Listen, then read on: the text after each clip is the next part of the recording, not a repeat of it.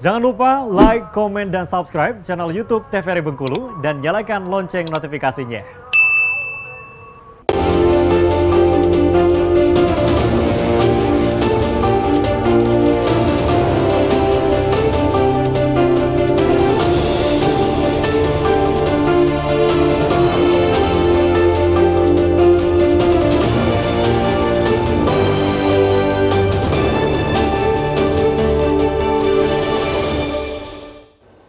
Ya pemirsa, Anda kembali menyaksikan Brendo TVRI Bengkulu edisi hari ini dengan tema tradisi mudik lebaran.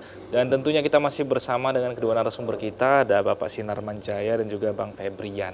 Nah kita sekarang ada di segmen terakhir nih Pak dan juga Bang, berkaitan dengan tema kita hari ini yaitu tradisi mudik lebaran. Ini kan kalau kita lihat fenomena mudik di Pulau Sumatera khususnya di Bengkulu nih Bang, ini kan sedikit sekali public transport yang bisa dimanfaatkan untuk melaksanakan mudik, sehingga seseorang ini harus mengontrol penuh nih emosinya. Tadi ini seperti yang dijelaskan di segmen sebelumnya, banyak yang emosi di jalan karena dia hanya mempersiapkan fisiknya saja, tidak emosinya. Ini tanggapannya seperti apa nih Pak Sinarman? Ya memang kalau kita bandingkan ya di kota besar dengan di kota-kota di luar Pulau Jawa lah gitu ya. Kalau di kota besar tuh sarana untuk mudik itu sudah lebih lengkap. Ya mulai dari kereta cepat gitu ya, kereta biasa, terus busnya dan seterusnya. Nah kalau kita antar provinsi kabupaten itu tidak memenuhi, tidak memadai gitu transportasi kita. Nah akhirnya orang terpaksa menggunakan kendaraan pribadi. Yang dikembalikan ke pribadi masing-masing lagi juga. Yang memang seperti Bang Febri bilang tidak menyiapkan sisi emosionalnya. Mereka cuma fisik aja, yang penting sehat gitu ya. Ternyata emosionalnya nggak dipersiapkan. Padahal sisi emosional itu menentukan mungkin bisa 30-25% kecelakaan itu di emosional tadi. Walaupun juga kesehatan, ngantuk dan seterusnya, tapi banyak kecelakaan itu karena perilaku ugal-ugalan tadi itu lebih banyak gitu. Karena sekalipun misalkan dia tidak ugal-ugalan terus kepancing orang lain nih jadi ikut-ikutan juga, iya. Sama aja jadi emosi kan, dia. Jadi sumbu pendek dia kan langsung panas ya kan, begitu potong lagi akhirnya. Ini kurang ajar ya.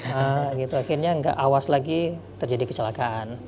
Jadi mari sama-sama kita menjaga etika di jalanan. Jadi mari kita jaga nilai-nilai luhur mudik kita di itu. Filosofinya memang religius sama kekeluargaannya itu dijaga ya. Tujuan utama mudik itu memang mulia ya secara awalnya gitu.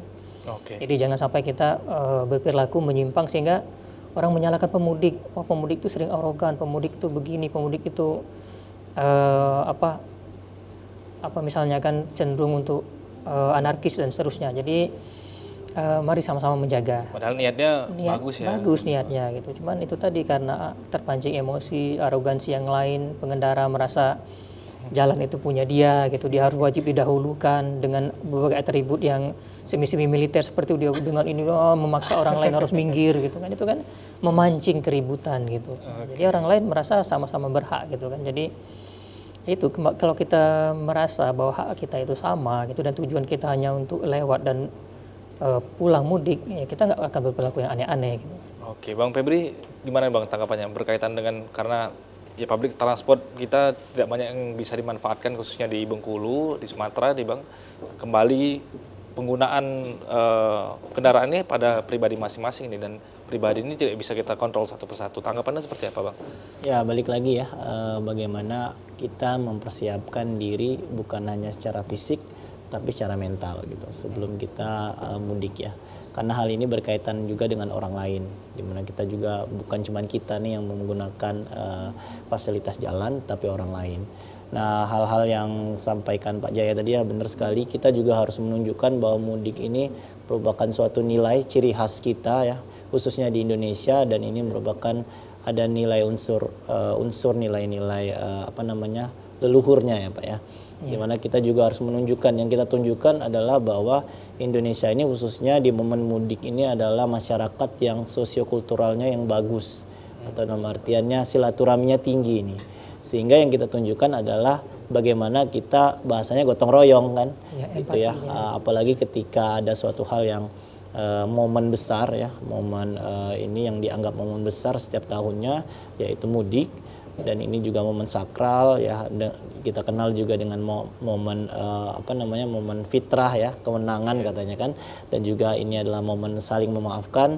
Hendaknya kita juga berpikir bahwa ini sebuah momen yang harus kita tunjukkan identitas kita ya, khususnya kita adalah bangsa Indonesia, baik itu bangsa Bengkulu ya, dan kita harus siapkan juga diri kita secara mental, dan kita juga harus bagaimana kita berempati, bukan cuma berempati pada keluarga, saudara, tapi juga pada orang lain, khususnya kita tunjukkan di momen Lebaran ini.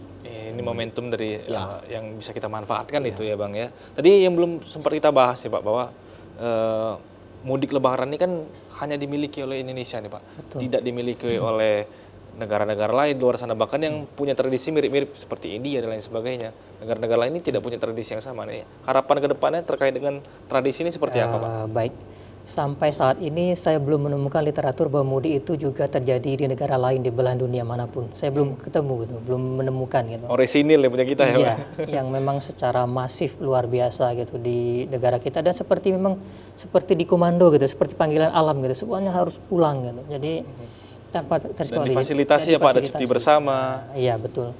Jadi kita berharap pemerintah lebih mengelola mudik itu sehingga lebih baik, lebih nyaman. Kalau bisa jadi aset budaya kita.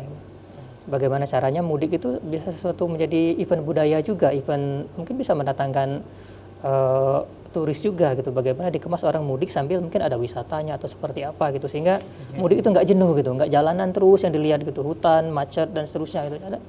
Mungkin ada spot-spot tertentu yang orang mungkin bisa istirahat dulu gitu di mana gitu kan. Nah jadi kita berharap bahwa ada sinergi antara pemerintah dan masyarakat. Pemerintah menyediakan fasilitas, membantu masyarakat agar mudik itu lebih mudah dengan jalan yang baik, aturan dengan petugas-petugas juga yang memadai. Nah, masyarakat juga dengan berperilaku yang baik. Jadi jadikanlah kita tuh sebagai masyarakat Indonesia yang budaya ketimurannya yang ramah gitu, yang santun gitu ya, yang tidak arogan, yang tidak emosional gitu ya. Jadi ada sinergitas ya Pak? Iya, kita berharap ada sinergi itu baik pemerintah pusat, daerah gitu, sehingga mudik nyaman dan aman gitu ya. Jadi kalau bisa tuh mudik nyaman dan aman, dan juga sakral tadi itu ya tetap berkualitas. Jadi tujuan utama mudiknya bisa, silaturahimnya dapat gitu ya. Terus momen mengenang-enang masa kecil juga bisa, dan kalau bisa memang seharusnya ditanamkan mudik selamat, pulang selamat. Kadang-kadang kan itu yang terjadi ya Bang Febri ya, nggak selamat gitu. Iya, banyak Pengen kita cepet-cepet lihat, aja ya, Pak, pengen ya? cepat-cepat buru-buru, akhirnya berakibat ke rumah sakit atau berakibat ke hukum gitu ya, karena arogansi tadi ya, ribut di jalanan. Akhirnya nggak bisa lebaran kan? Kita mesti ya nginap Selesaikan masalah dulu. gitu. Iya, itu yang Iya, seharusnya dihindari. bahkan ada ya. kita sering lihat gitu ya di perilaku sehari-hari gitu, ada beberapa orang-orang tertentu yang terpelajar sebenarnya dari segi edukasinya, pendidikannya bagus, tapi perilakunya nggak mencerminkan itu, etikanya nggak ada, akhirnya mengancam karirnya. Apalagi zaman sekarang kan medsos ya, begitu divideokan viral, nggak bisa mengelak lagi gitu. Iya, padahal perkara sepele biasanya. Sepele gitu, cuman salah parkir atau hampir senggolan atau saling melotot gitu, bisa jadi perkara yang besar gitu ya. Iya, Pak. Terakhir Bang Febri nih, pesannya kepada masyarakat kita nih Bang terkait dengan tema kita hari ini, tradisi mudik Lebaran. Ya, pesannya tentunya tadi ya, seperti yang kita bahas bahwa momen mudik Lebaran ini kita jadikan sebuah momen bagaimana kita menunjukkan empati kita pada orang lain ya. Karena kita dikenal dengan bangsa yang sosio-kulturalnya tinggi, yaitu gotong royong yang tinggi ya. Kemudian harapannya juga walaupun pemerintah misalnya sudah menyiapkan fasilitas secara fisik, tetapi juga kita harapkan ada fasilitas secara mental juga. Tadi kan disampaikan oleh Pak Jaya, mungkin lebih menambah fasilitas, walaupun mungkin sudah ada posko-posko gitu ya, tapi ada fasilitas misalnya penambahan, misalnya ruang hiburan dan lain-lain untuk pemudik. Nah di samping itu juga kita sebagai individu tidak bisa berharap terlalu penuh ya terhadap orang lain maupun pemerintah, di mana kita juga harus menyiapkan diri sebelum mudik, bukan cuma secara fisik tapi secara mental.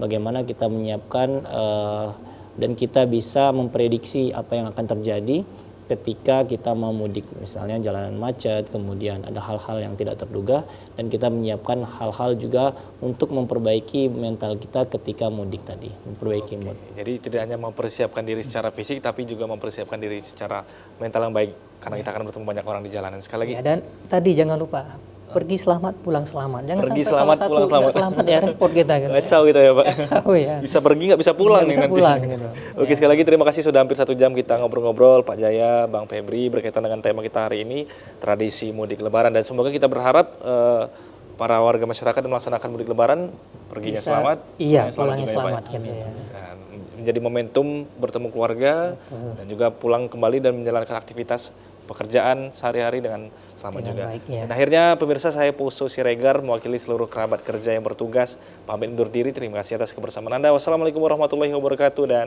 sampai jumpa.